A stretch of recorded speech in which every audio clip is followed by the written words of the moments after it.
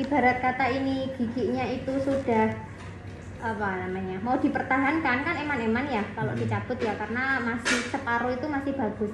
Jadi misalkan itu mau dirawat, ini sampai dibersihkan sampai saluran akarnya, kemudian nanti ini bersihkan pakai alat khusus yang namanya jarum-jarum ini, nanti ini diganti sama bahan pengisi. Bahan pengisinya ada bahan pengisi khusus yang bersifat menyembuhkan, dalam artian kalau misalkan di sini ada nanahnya atau ada jaringan radang, nanti dibantu sama isian bahan itu supaya sembuh atau nggak sakit. Jadi itu yang dimaksud perawatan saluran akar. Nanti kalau sudah diisi, baru kita berbicara tentang tambalannya. Nah, nanti ngerujuknya itu terpisah. Jadi misalkan jenengan saya rujuk, dirujuk perawatan akarnya. Habis itu nanti tambalnya monggo kerso. Biasanya mau lanjut di sana atau mau di sini terserah gitu. Tapi itu dibantu atau di cover oleh BPJS. Soalnya lumayan biayanya kalau misalkan nggak pakai BPJS itu perawatan saluran akar ini kalau di dokter gigi umum aja bisa mulai dari 400-an ke atas. Kalau di spesialis satu saluran bisa sampai 900 sampai 1 juta. Nah, apalagi kita nggak tahu di dalam giginya itu ada satu saluran atau 2 saluran. Bisa jadi di situ ada 2 saluran yang menjadi satu, bisa jadi kayak gitu. Makanya mahal.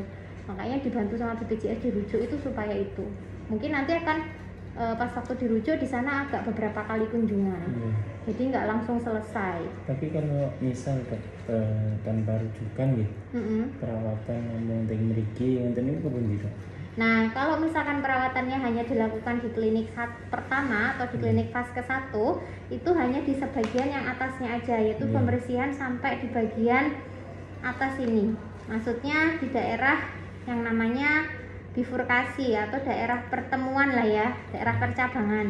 Sehingga apa? Ketika ini dibersihkan tapi sininya enggak, ini ibarat kata ya kita membersihkan kepalanya aja atau badannya, ekornya enggak. Jadi sebenarnya agak-agak apa ya namanya? Agak kurang maksimal. Tapi bisa jadi itu menjadi alternatif kalau misalnya keluhan sudah tidak begitu terasa.